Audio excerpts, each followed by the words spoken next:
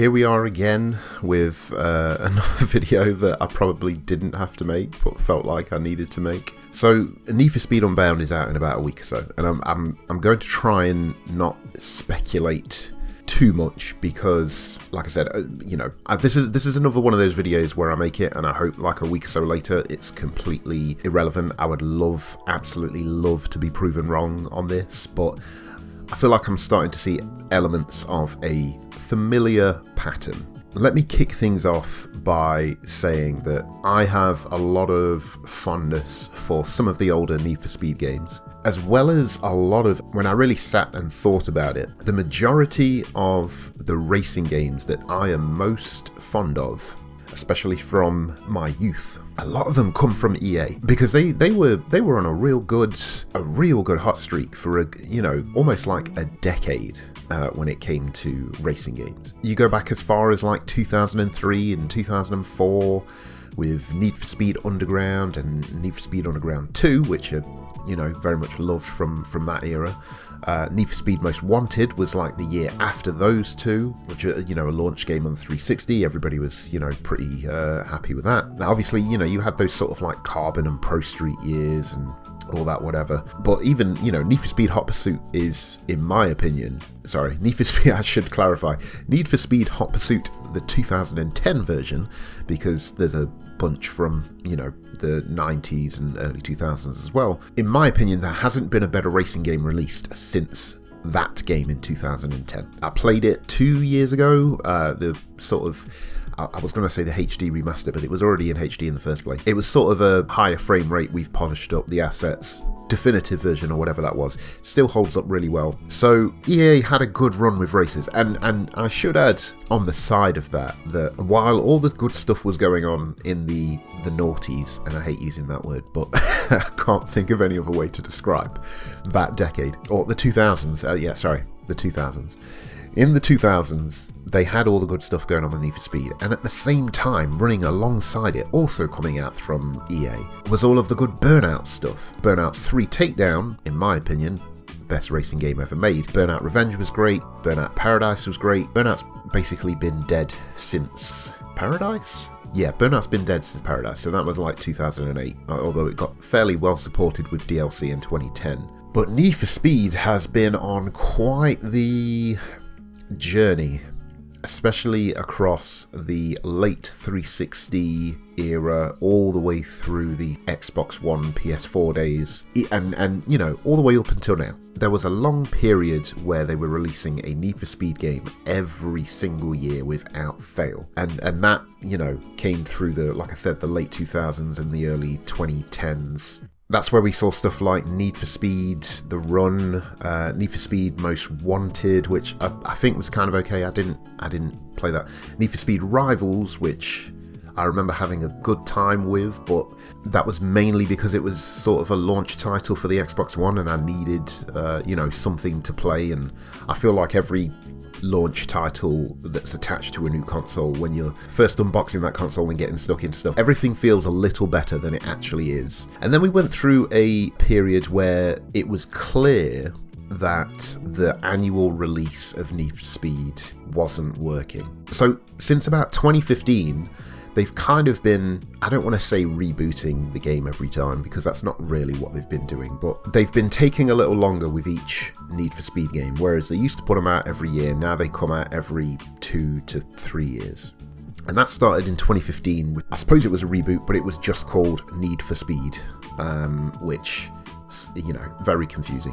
Which, if I remember correctly, is the one that had like the FMV cutscenes and the real actors and all that stuff. And it was kind of going back to the underground nighttime racing, and that didn't turn out so well. So then they take another 2 years and they come out with Need for Speed Payback, which again, if I'm not mistaken, did not turn out so well either. So then they take another 2 years and come out with Need for Speed Heat.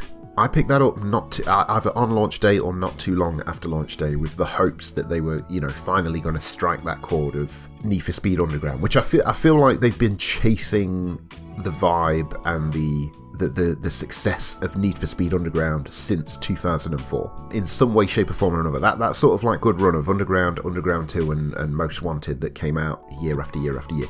Need for Speed has never experienced such a high since then, and it feels like the franchise has been doing its best to recreate whatever magic it found back then. I gave Need for Speed Heat a good shot. I gave it a good try. It wasn't for me. I didn't quite like how the cars felt to drive. I didn't like the structure of just sort of how all the different races were laid out and how it was so focused on competing with other online racers. I kind of just want to do my own thing offline, single player, and then I prefer the multiplayer stuff to the side. So I left Need for Speed Heat, and the developers of Need for Speed also left Need for Speed Heat. It has now been 3 years, and they have taken an extra long break in comparison to the previous 2-year breaks that they had taken. They've taken 3 years to put together Need for Speed Unbound.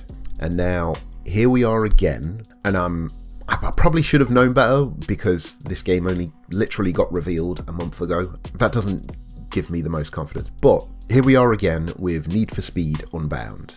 Another game that looks like it's trying to recreate the vibe of Underground and, that whole era. It's very heavy on, nighttime, street racing, a lot of cool car customization. And even this time, sort of like the new spin that they're putting on it is this whole sort of cartoony style, anime-esque. All of the characters are animated characters, they're not photorealistic. That whole half-realistic, half-animated aspect of things, that looks cool. The racing and the gameplay footage in general that I've seen also looks cool. The vibe that they're going for of the whole nighttime street racing, heavy customization stuff, that looks cool.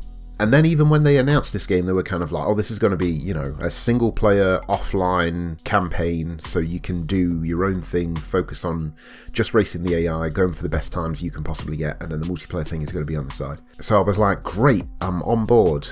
And then, literally, this is why I'm making this video. Last night, I discovered that they are not releasing review codes for big game publications, big game websites, or big gaming YouTubers and streamers. Nobody is getting this game ahead of time to review it. Everybody just has to pick it up when they pick it up, and reviews will come maybe like a few days to a week after release. I mean, it's somewhat borderline insidious in a way because they have a version of the game like they do with a lot of their games where it's like a special edition, limited edition, where you can get the game like 3 days early, which would be on the 29th of December or something like that, so like next Monday or Tuesday.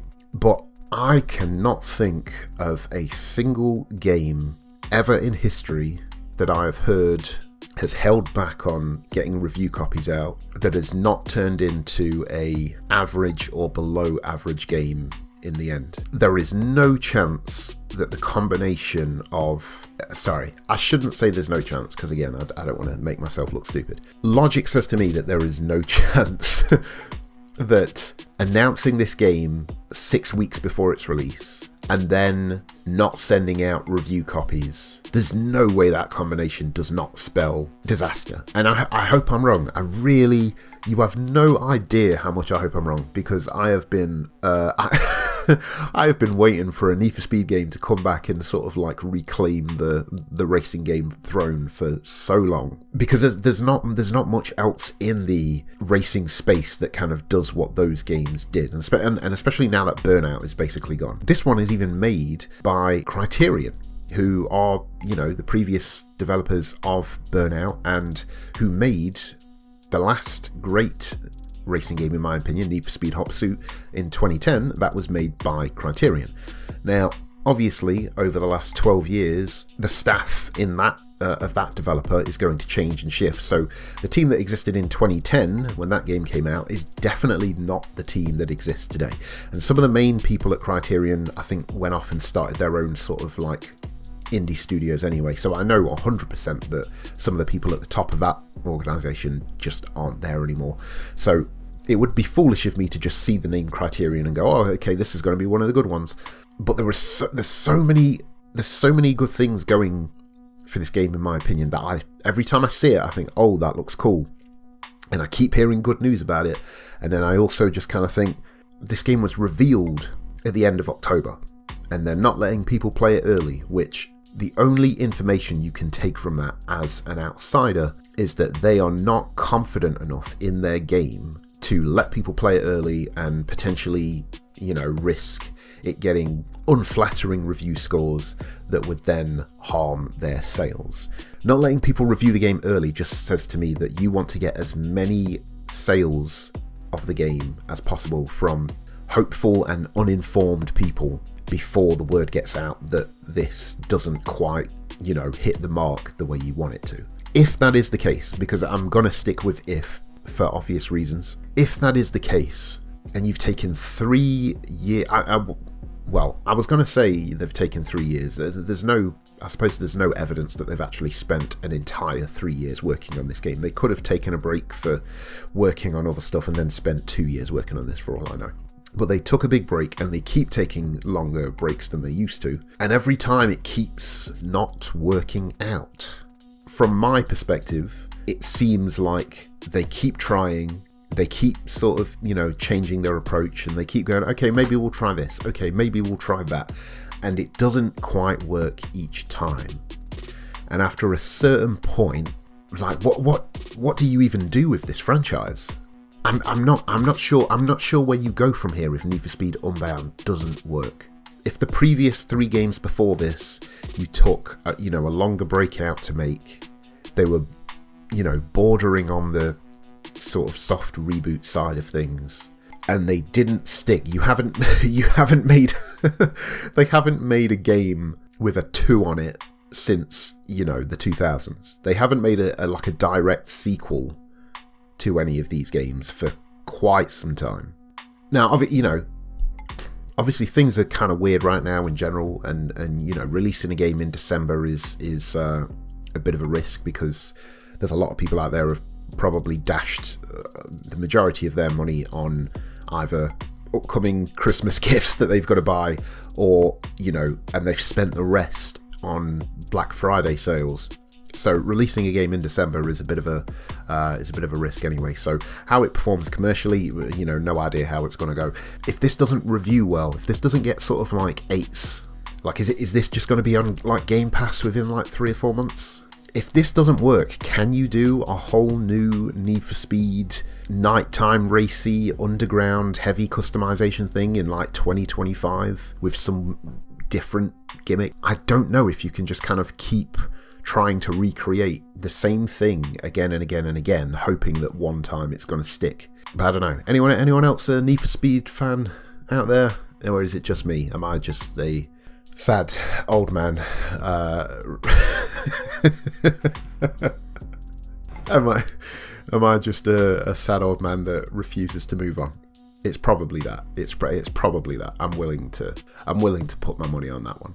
But that's all I've got to say on this one, so I'll finish this off here. So, as always, I've been Inept Saiyan, you've been a wonderful audience, and I will catch you next time.